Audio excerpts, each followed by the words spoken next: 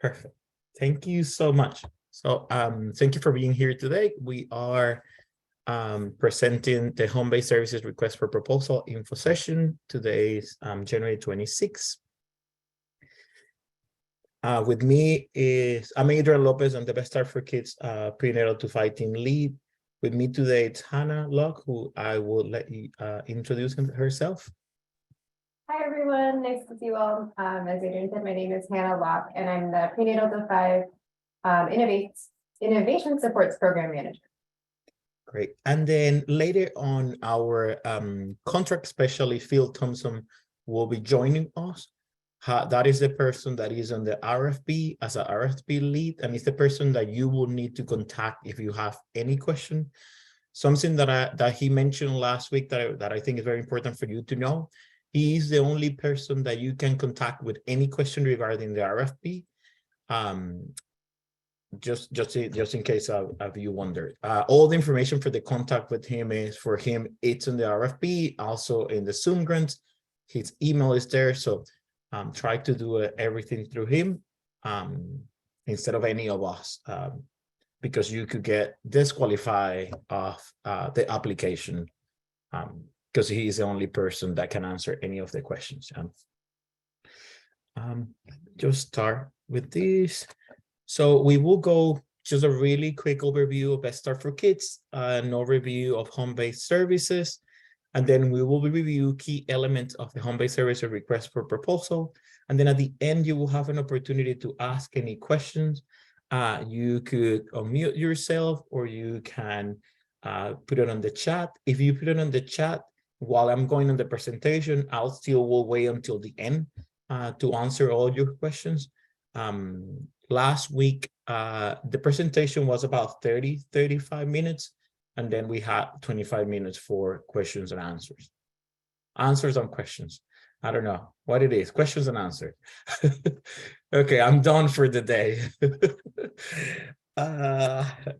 Our goal or vision for Best Start for Kids, as you may know, it is we want to see babies born healthy, kids thrive, and young people grow to be happy, healthy, and successful adults. We have an investment for Best Start for Kids Lobby 2 from 2022 to 2027 of about 800 million. We have an investment on this area that is investing early prenatal to 5, which is where the home-based services strategy it's located, which is the one that I'm pointing there in green, which is 50% of the remaining of the lobby. And then you may have applied for any of these RFP before and strategies. We partner with community-based parenting support, with childcare health consultation, and with a series of strategies and integration strategies that we have across the public health department and community human services department. And one of those who you have here is Hannah Locke, who leads the integration support strategy, who you know a little bit more once we go into the presentation. So the overview for the home-based services. And I wanted just to make sure we all have the definition of what the home-based services is. Home-based services are a type of relationship support provided by home visitors to expecting parents and caregivers of children from birth to 5 in the places of the family feel more comfortable, their home. Best Stars understand that it is important for families to have a range of different home-based services that best support them. And that's why we're investing in different type of evidence. We are investing on evidence-informed programs, evidence-based programs, but also community design programs. We have decided in created 2 definitions with our girl group last year and the community that participated on national implemented models and community design models. And those are the 2 we're going to define today so that you all know, depending on what you're going to apply. What I will say that is very important that I know you may have it in your questions is that you can apply for a national implemented model. You also can apply for a community design model, but also you can apply as many national models you want or as many community design models you want. There is no a cap on the models that you will apply. They will be evaluated separate. Each of those basically it's a program, and we will evaluate that program itself for itself. So request for proposal overview. The funding available, it's about 33,637,000. That is not only Best Start for Kids funding, and you will see it divided in a second.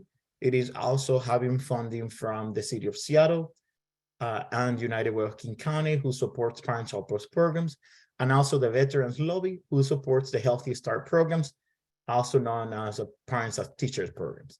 The contract period is for about 3 years contract, starting in July 1st, 2023 through June 30, 2026. The application today, February 21st of 2023. And there is no limit on the amount that you can request on your budgets for the application. What I will say also, these slides are already in Zoom grants, just in case if you are taking notes, we have them already in the Zoom grants application, exactly what you're seeing here. Yeah. The home-based services strategy, and the slide that I'm going to use, it's very important for you to know that it's actually an attachment of the RFP. I call it attachment X, and it's a request for proposal summary. And we created this one to try to make it easier to navigate the RFP, like key things that you will know, that you need to know about the RFP. So we are investing in national implemented models, and we're investing on community design models. National implemented models are programs like Parent Child Plus programs, Parents and Teacher programs, Early Head Start, community-based doulas, family spirits, child-parent psychotherapy, programs that are being defined and has research-based or evidence-based, and they are recognized by different type of national lists, like for example, Home V. And you will see that in a moment, there is a list of links that you can use just to make sure that your program is accepted as a national implemented model. It's also in the RFP. And then the community design models are programs that are designed by you and by your community. They are specific for the community that you want to serve. They are valued by the community. They are culturally reflective, and they usually address areas where the national implemented model hasn't been designed. Remember that the national implemented models, when they were created for a certain specific community, not for the King County community. Doesn't mean that that doesn't work. Of course it works, but sometimes you need something specific for a specific community. There's the models that you see there, example models, are community design models that we funded in Best Start for Kids 1.0. Doesn't mean they can apply again for sure, but the funding opportunity will do an evaluation of all of them and see who can return to via BSK 2.0 or who not. As I also mentioned, you see that in the end of at the bottom of every area, you see what page you could go in the RFP so that you can navigate and see where you have to go. So you can apply to, if you're going to apply for a national implemented model, and I'm here in the blue part, you can implement a home visiting model for the first time as a startup. For example, you decide that you want to create a Parent Child Plus program. That is something that is possible, and we can work on that and the national model TA support here. And then you can decide to continue to implement it an already operating program. You have an early head start, you want to continue operating it, or you want to expand it, whatever you want to do that is already operating in your program, in your agency. And I put and or because you can apply for any of those, you can, for the community design models here on purple, you can develop a new program. You can continue implementing a program that you already have as a community design model. You can make a significant improvement of a model that you have, or you can make an adaptation or add a new practice to a program that has some level of research. Again, you have where to go for the RFP. How much funds can you apply for? If you apply for a new program in the national models, I'm here in the blue area, and we are calling them startup programs. you will receive 60,000 as a startup funds that will be distributed in the first 6 months. That will go from July 1st through December 2023. And that is because we want you to get ready for implementation. We will not be expecting you to implement them those first 6 months. If you're ready to do it, that's something that we can work on if you get awarded, but we're not expecting those 6 months to be ready for it. We will work with you, for example, in hiring, because you may need to hire new home visitors for that program or for that startup program that you're going to start. And then again, there is no maximum amount to be requested for the project. Doesn't mean that you're going to get everything they're asking. That will depend on how many applicants we have, but there is no a maximum amount that you need to have, and that will be distributed for about 2.5 years. So starting January 2023 throughout July 2026.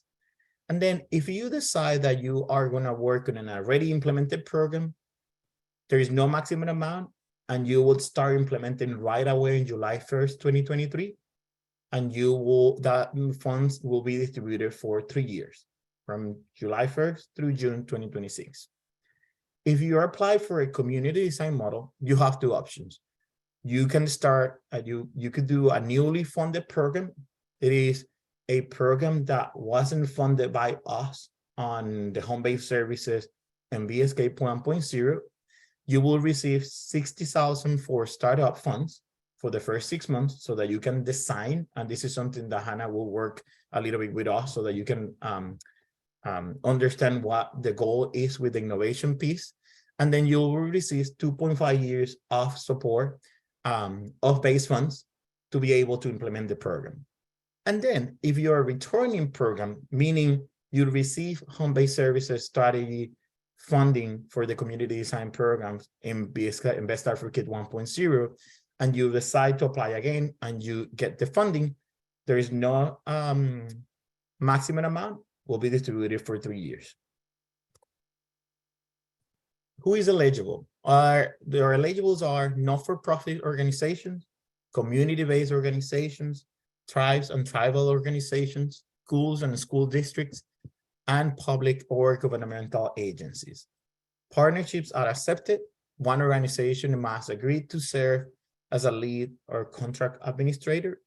And then in alignment with Best Advocate Equity and Social Justice framework and values, this RFP will prioritize organizations that serve community experiencing significant service gaps, serve communities of color, low income, and English learners community, provide culturally congruent care, demonstrate a history of embeddedness in the community, demonstrate experience providing the type of services provided, and demonstrate readiness to serve the family.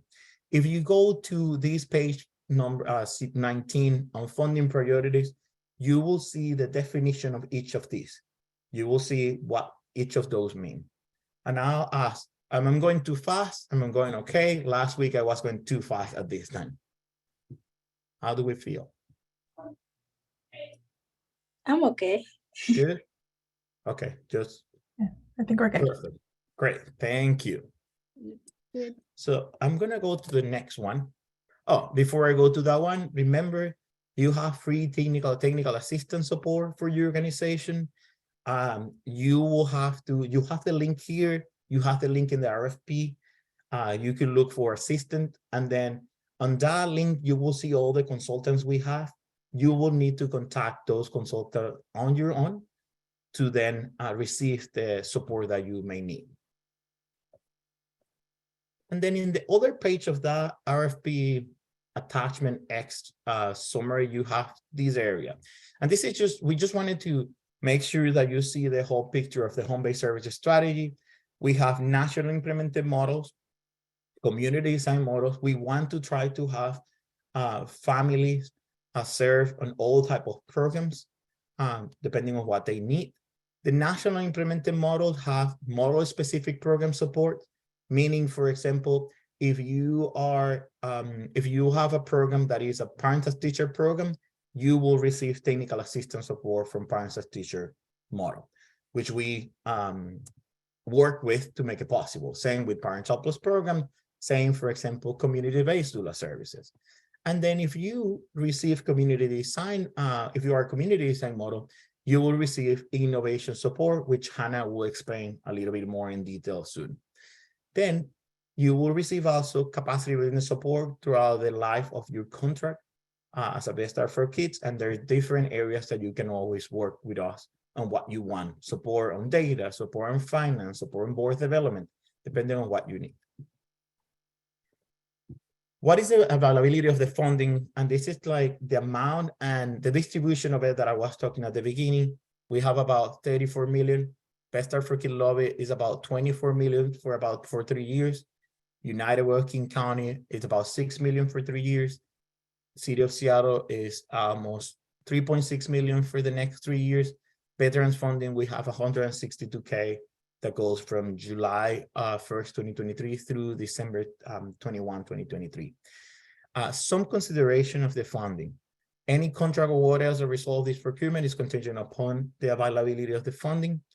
Public Health reserves the right to not award all funds advertised in this RFP. Applicants are expected to estimate and develop a 3-year budget covering proposed goals, activities, and outcomes. Very important that you notice here, this is not applicable for newly funded community design programs because in the first 6 months, you will be developing your design of the program, and we don't expect you to have that number right away, you know. However, I know that you may have already a program that is a community design model that you have been doing for the last 20 years and you want to apply to receive funding. That's different. We will work on that one. And I will encourage you to add your budget so that we know the reality of your program, but it's not required. Parent Child Plus programs, models ROD contracts will be administered by United Way of King County. That is very important to know. The rest of them are administered by Best Start for Kids. Parent Child Plus programs are expected to operate year-round, so 52 weeks. The SAT fund sources and amount per source will be determined during the budget negotiation. And then an organization can apply, as I said before, an access funding for one or more national implemented model or one or more community design model. Very important considerations on budget for you when you apply. We want that while you complete your proposed budget, and that's why we didn't put a cap on the amount that you can ask, is that you think about, you know, your costs that are reasonable, that are justified, but also that that you have thriving wages as a strategy to recruit and as a strategy to retain, that you consider the benefits that you have, that you could offer other incentive compensations. And I know that each of you have a different reality with your organization, but we didn't want to add a cap on it so that you don't feel that you cannot ask for what your program actually costs. Yeah? I'm gonna go to the next one. So I want to go more in specific on the two models that we have.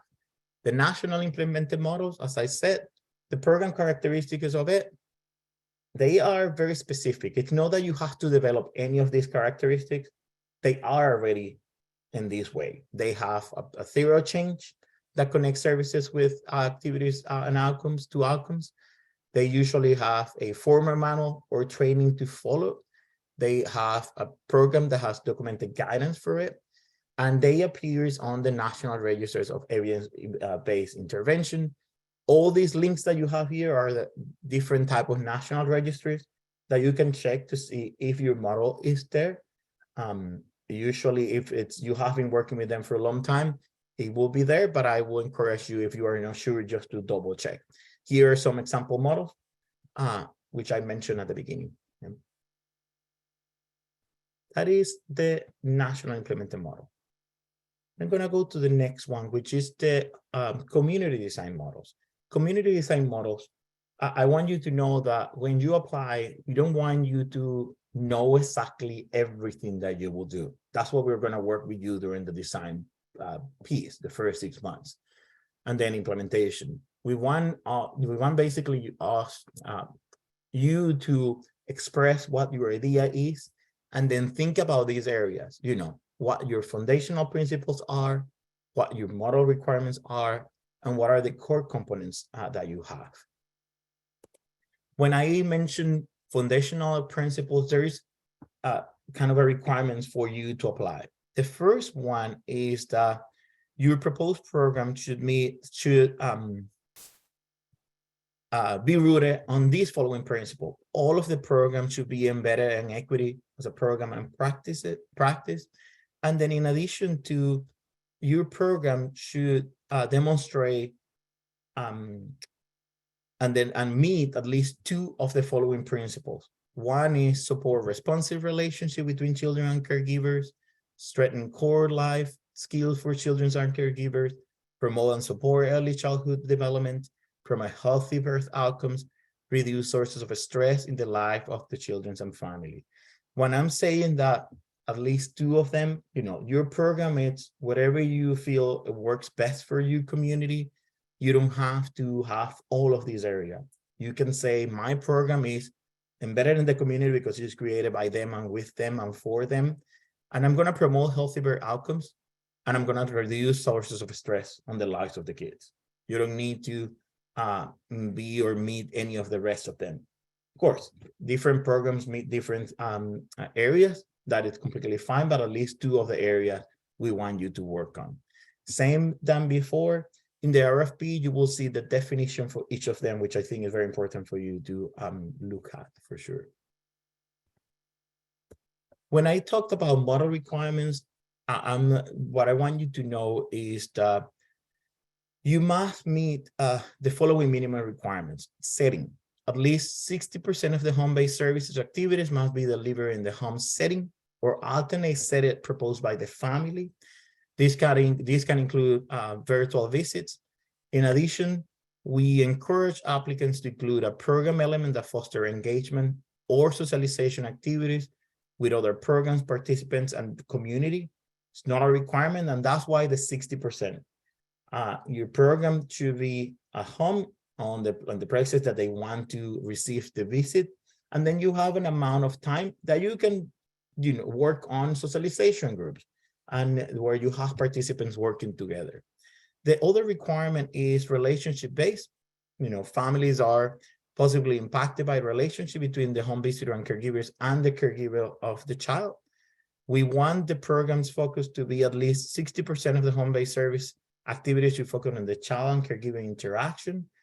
We encourage you that the applicants to include a program activities that focus on building the social support network for those community members and the family. And then the last one, very important, the dosage. And we add here, like, there is not a requirement. And what we want to say is, you are the experts on telling us what works for your community. So you will need to tell us what frequency is for that community. It's not that we're telling you, oh, you will not have a frequency. We want you to define it with your community, how often you will meet with them. Is it once a month? Is it 2 a month? Is it every day? So that's why the requirement is, there is not a requirement. However, you will want to work on, how many times do I want to work with the family? What works for your families and for your community?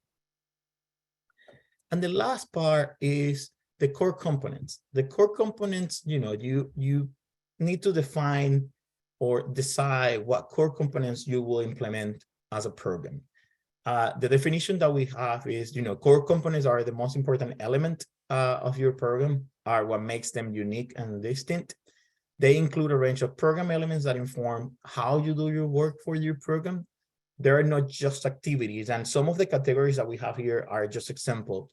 Type of activities that you will do, staffing qualifications or requirements, policies and practice guidelines, assessments or screenings that you will use, a user-specific curriculum. When I say that this RFP does not require the use of any particular core component, meaning, for example, you want to do a screening for the developmental screening. It doesn't mean that you have to do, for example, ages and stages. We will not require you to do a specific developmental screening. It's for you to decide what works best for you. Same, you are going to use a curriculum. You can use a research-based curriculum that already exists, but it's up to you which one you want to work with. And now I'm going to pass it now, I think, to Hannah with the innovation piece. Thank you, Hannah. Thanks, Adrian. Hi, everyone. Again, my name is Hannah Locke. I'm the Prenatal to 5 Innovation Support Program Manager at START. And I want to share a little bit more around P5 Innovation Supports, which is really a capacity building strategy at the program level that's really specifically focused on this space of designing, developing, early implementation, and then ongoing implementation, learning and adapting programs. So we think about innovation as sort of this process that programs go through at any stage. And so especially for the newly funded or brand new programs in the community design program models, this is sort of, I like to start with sharing how we'll provide that support. So this slide and each of these icons sort of share a little bit about how our team of consultants would work with program teams to support within this innovation process. So within the first 6 months that Adrian mentioned, there'll be a series of trainings or workshops that each program team would go through. The innovation team icon here really represents the fact that each program will create a design or an innovation team that will be really central to being part of that initial design and development process. So community members, staff from the program who bring in and center community in that initial design of the program, and will be assigned a specific facilitator to walk through the first 6 months and even beyond to provide that individualized support. Tools and resources will be provided throughout for program teams to use in the first 6 months as they are deepening and clarifying their programs. And we always take the approach of co-designing support. So always want to make sure that the supports are relevant and meaningful, and really what each of the program teams look like is helpful to them during this time. And the framework that we use also has a strong value around shared learning and community building. So in all of our workshops and convenings that follow, that is a strong element of the way that we will facilitate that space. So knowing and acknowledging that each of the programs, all of you bring a tremendous amount of experience and expertise, and there's such value in providing opportunities and space for you to share that with one another. And community building with that is another huge focus of what the space that we try to create with our supports. Go ahead and move to the next slide. So this next slide gives a little bit more details around the kind of like the what of the focus of innovation support. So for a newly funded community design program, again, that first 6 months will be the most intensive time that you'll work with the innovation supports team. Again, attending a series of workshops to create a set of key deliverables that will really help again deepen the design of each of the programs and really hopefully prepare and each of the programs for that early implementation time. So things like I will speak up. Things like a theory of change, a practice profile or program guide, creating an initial evaluation plan to learn more about the program in the first early period of implementation, and then all the materials that you might need to implement the program in the early pilot phase. So again, just to note that there'll be workshops to attend and hopefully a team of at least 2 people from the organization that will lead this process in the first 6 months. And then from there, our team of consultants will continue to work with each of you through early implementation and hopefully support as you're beginning to learn about what your program is doing and how it's working and making changes as you go.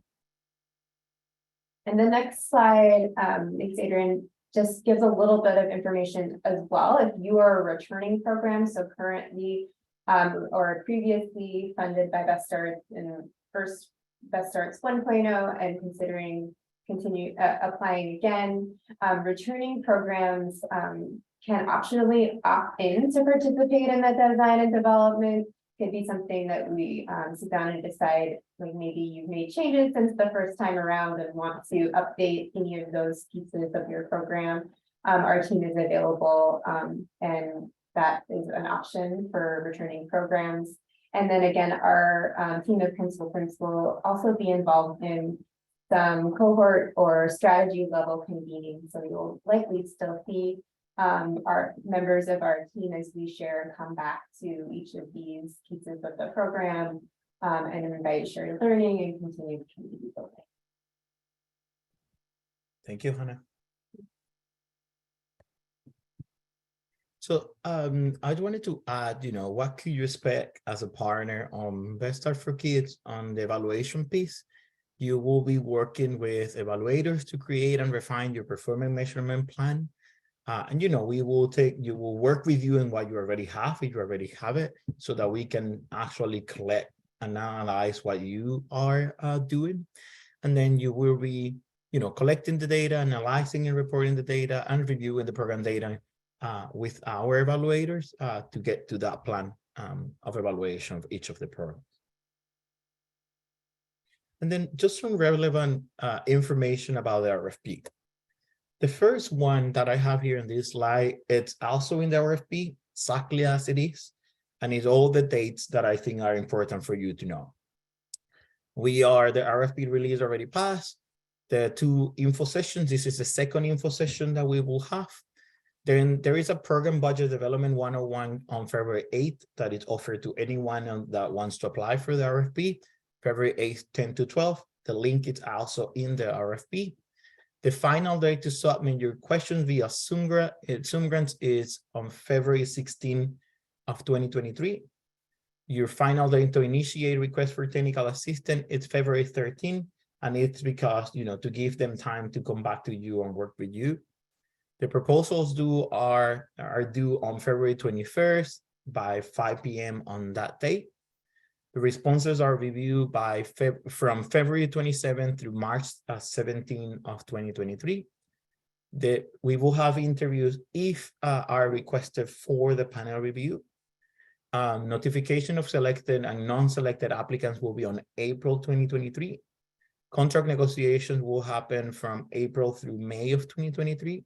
And then the anticipated program contract date is July 1st of 2023.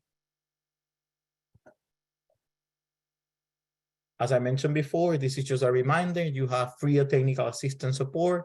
You have the link in the RFP also in the slides for the free technical assistance support.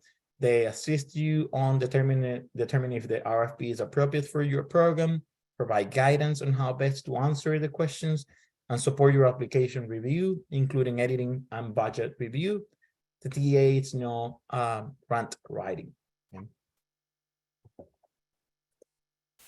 RFP rating. Proposals will be assessed based on the rating criteria outlining in the RFP section 6 part A. There is, in the entire RFP, you have the rating criteria, but also we added an attachment that you will see at the end that I will mention, that it's just the criteria's rating and also the questions, so that I think it will be easier for you to look at it, to review it on that. Criteria include 3 major components that you will need to talk about it: organizational information and experience, community needs, engagement and partnership, program goals, activities, and capacity. And this is the part that the applications differ. You will need to have different answers for your national implemented models and to your community design models.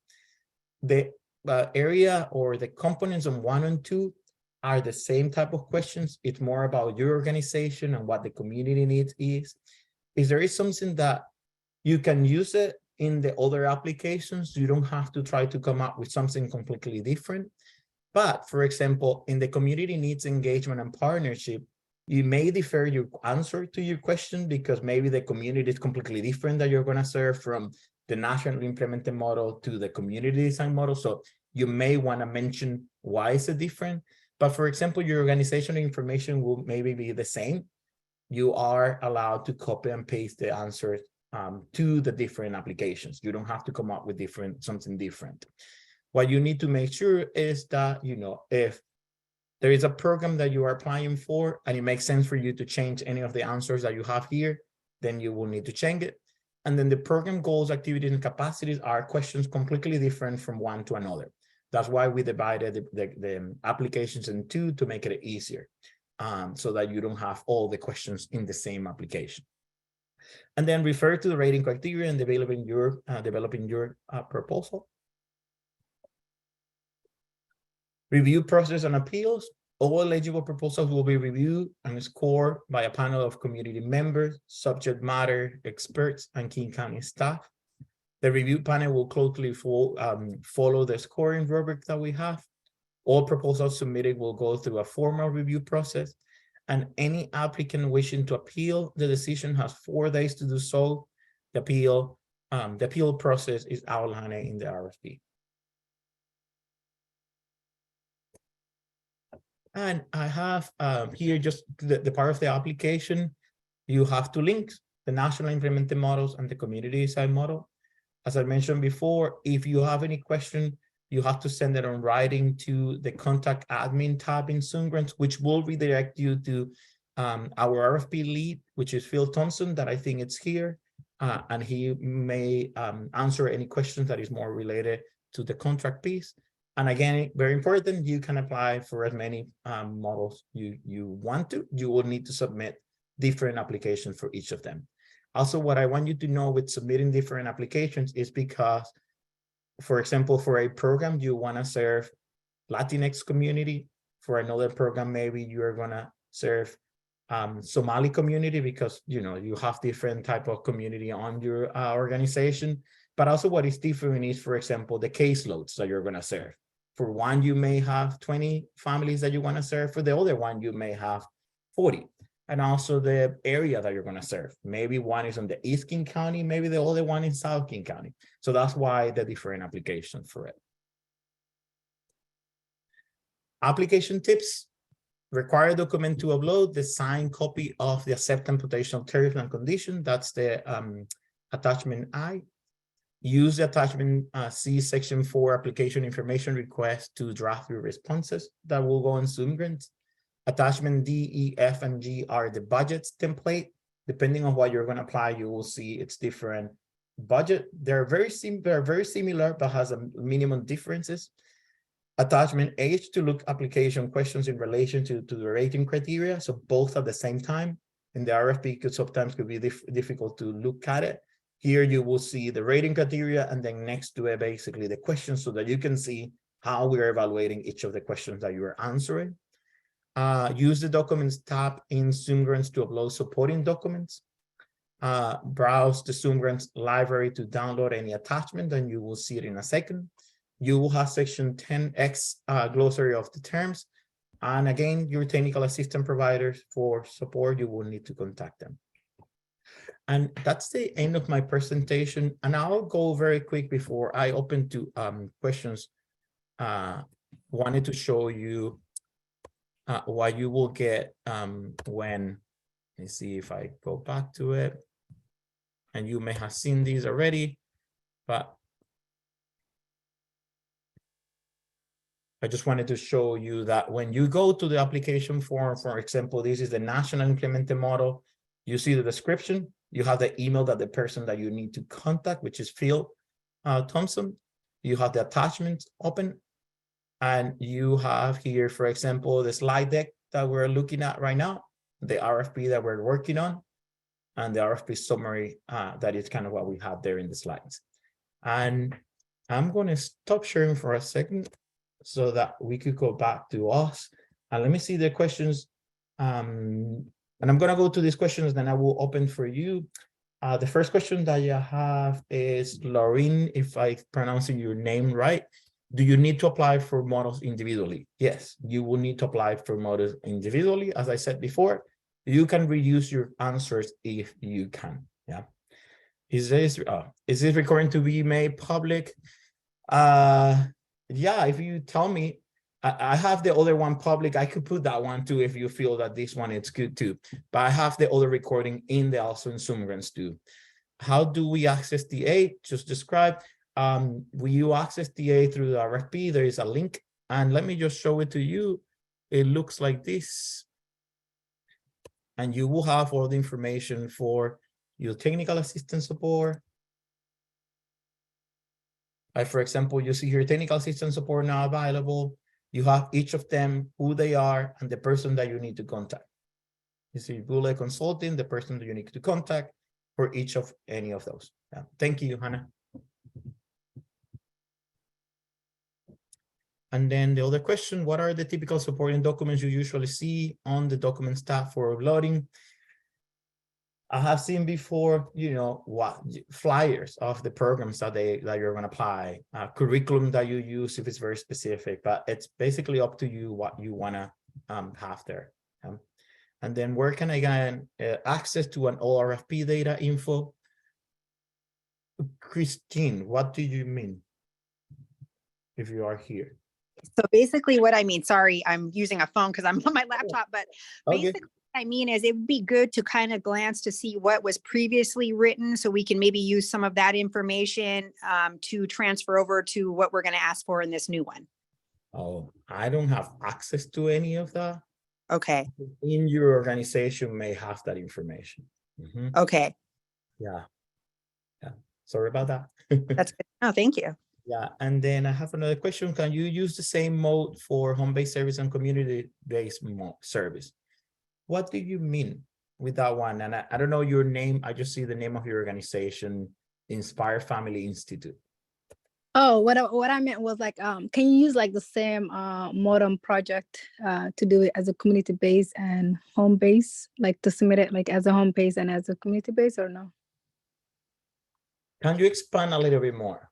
Oh, so say a program that you're serving and you're already doing it at a community, and if you want to do it as a home service base, can you use demonstration into like those two?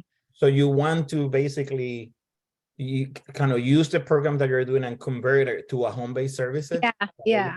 Yeah, that's possible. You will need to, you know, as I mentioned in the community design model, you will need to say how is that will change and how do you want to do it for the community. But yeah, that's possible. Okay. Thank you. Any other question? I don't have any more questions on the chat. Yes, William.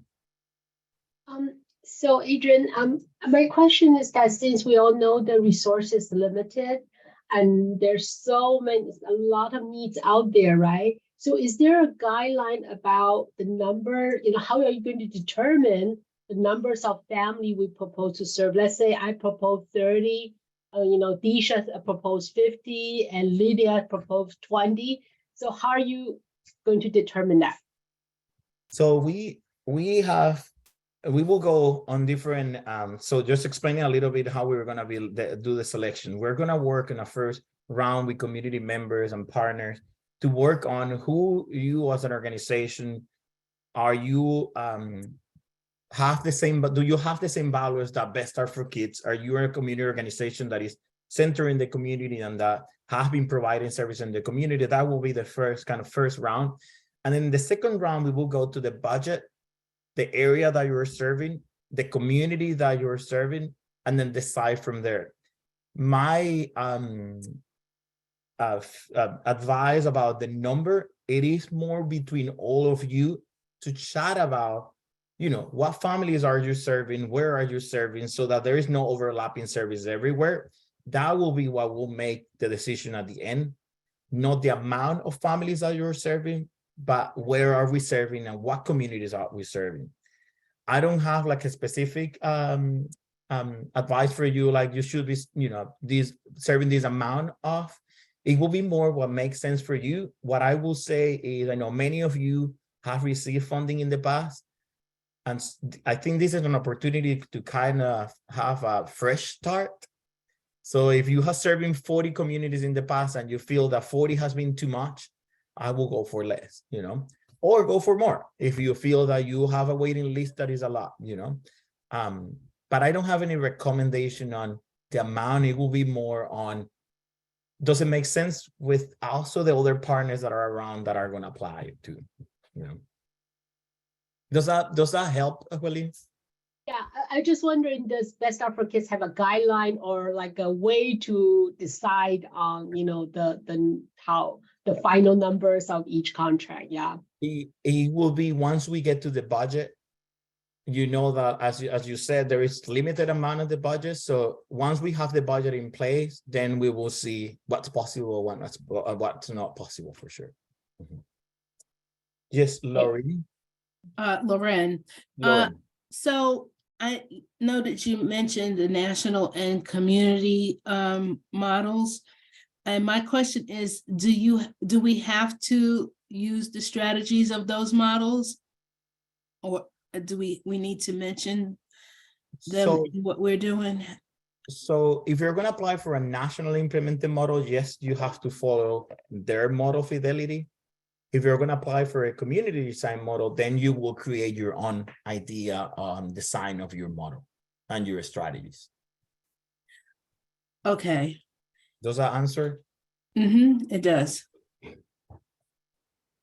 Thank you. Yes. Thank you.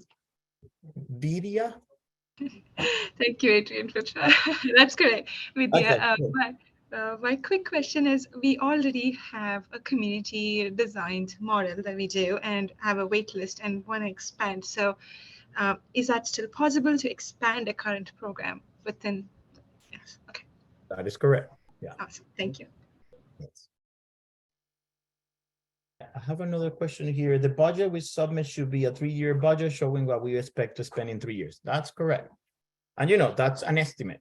We will work on that also with you.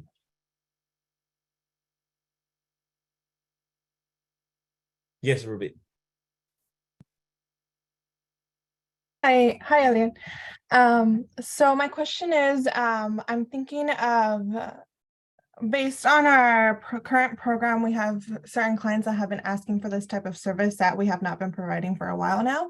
And so I wanted to get some of their input to ask them exactly what is needed and why they think it's needed in the community. So is there going to be a section? Actually, I'm going through it right now, the RFP, and I haven't seen a section.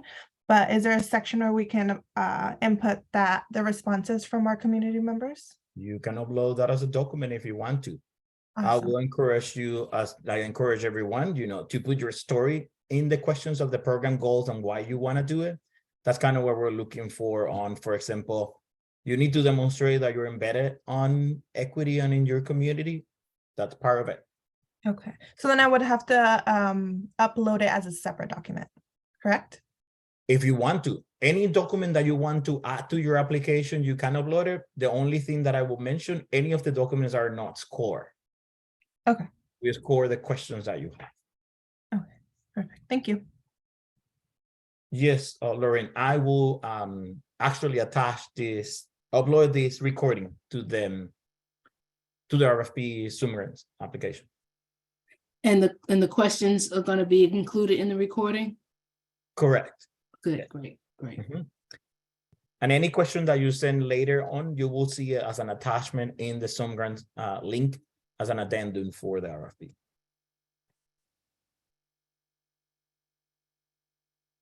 Any other question?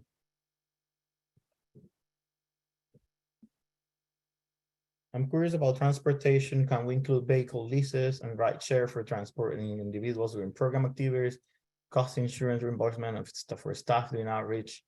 I would say you can include whatever you want to include in the budget. We will work if there is something that is out of what we can do. But I will include it if your program needs it. When you go to the budget, there is a rationale that you need to add to it. You will explain why you're adding that in the narrative.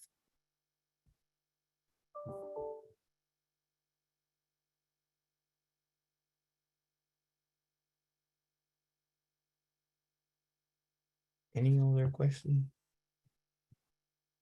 We have about 8 more minutes.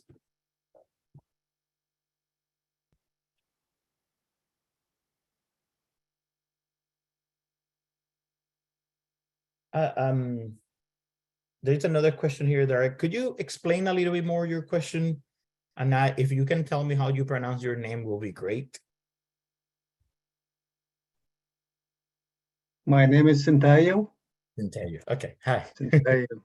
Yeah, I saw here, the Parent-Child Plus core model Mhm. are expected to operate year-round Correct, for 52 weeks. correct. Is this, for both models, the national and, locally? Yes, so, Community design or the national one? yeah, all programs will run 52 weeks. We make this specific clarification about the Parent-Child Plus program because the Parent-Child Plus program in the past has been done specific amount of weeks on the school year, and then now we're transitioning to do a year-round program. But yes, the answer is yes. 52 weeks for each of your programs.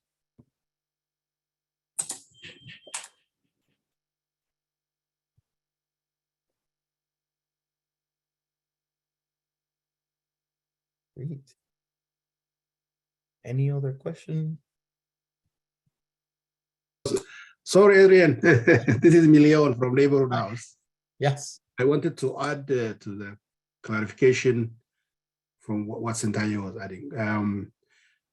In the past, yes, some of the programs, the Parent-Child Plus programs operate 12 months with limited them, some with not all the stuff, and some of the times were used for recruitment.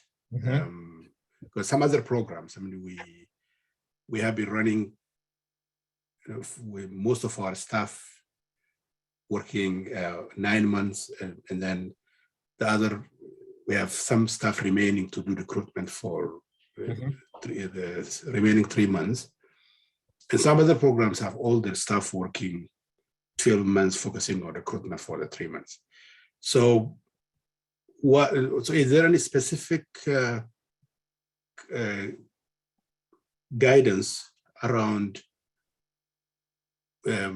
having home visits throughout the year, or is there the discussion where there will be a home visit for 10 months and the 2 months could be other activities? So is there, can you? Yeah, so the first part that I will encourage you is to contact your TA support with the national model, because they are aware of it and they know, they have a specific guidance on how you're gonna run it as a Parent-Child Plus program.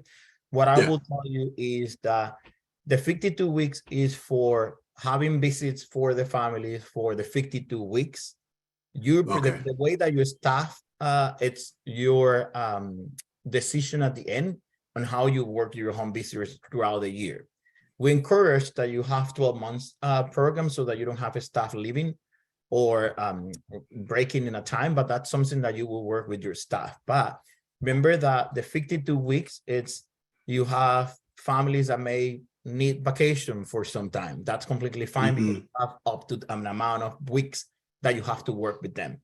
But I will encourage you to contact your TA model because they have a specific guidance for it. I also will encourage you to look at the budget template that we have on the RFP, because the budget template has specific considerations and guidance when you do a 52 weeks programs with everything in the budget that you will need to work on too. Okay, I think because that I must raising that one of the consideration is of course budget. If you're keeping the staff, there may result in an increase on the amount of funding we may request. So if that's it, okay. And that's the part that you will see it in their budget. All of the other budget has only one tab. The Parent-Child Plus program has 2 other tabs that are specific because we know that you are switching the model to do a 52 weeks. And it has an example of how you want to work it so that you ask for a budget that makes sense for the 52 weeks for the year-round programs. I appreciate it. Very clear. Thank you very much. Yeah, I will encourage to contact your TA support. Will do. Specific on guidance, I appreciate it. Thank you. Right. We have 3 more minutes. And if you don't have any question, Phil, is there anything that you want to add that they should know? I would just say that, and you obviously already covered this, that if anyone has any questions, whether that about the RFP itself, or if you have issues with Zoom grants, I am the contact person for either of those situations. Please don't reach out to anybody on the programmatic side if you have questions. Unfortunately, that can end up resulting in having your application removed from consideration. Since I am not on the scoring committee, you can tell me or ask me anything and it will not, for good or bad, impact your score. And we try and keep the reviewers as removed and separate so they can't develop any kind of opinion of you or your agency prior to seeing your application. So hopefully that makes sense to everyone. And again, my email address is in the Zoom grants and it's in the RFP instructions. There will be an addendum of the questions we received so far going up in Zoom grants on Friday of next week. And there will be another one. The final day to ask questions is February 16th, which is a Thursday. So the final addendum will go up on the 20th. Great. Thank you, Phil. And I see you, Lauren. So I'm responding to Phil because I understand completely what you're saying, but I work with a team. So even if a team member mistakenly contacts someone other than you, then our opportunity to apply is going to be penalized because they ask the question even if they don't get an answer? No, ideally what happens in that situation, and it does happen, ideally, the programmatic person will either not respond at all and will just contact me and ask me to respond, or they will respond to your staff and say, I'm sorry, I can't speak about this. Please talk to Phil about this. When it becomes a problem is when it is which is always, we don't think it ever happens intentionally, but if someone in your staff were to contact a project staff person and they were to have an email exchange and provide information that isn't readily available for everyone else, then we would say that you might have an unfair advantage because of that conversation. Right, that makes sense. Okay, great. I just wanted to be clear. Yeah, we're just trying to make sure that it's fair for everyone. So like in that situation, we don't want the agency that had that contact to be selected for funding and someone else isn't. And then the entity that wasn't selected come back and go, I know about this conversation and there was information that I didn't have. And so the field wasn't level for me. Okay, thank you. Thank you, Lauren. Thank you, Phil. So we are at the end of our meeting. Thank you so much for being with us today. And remember to send your questions via Zoom grants or using Phil's email. So thank you so much. Have a great day.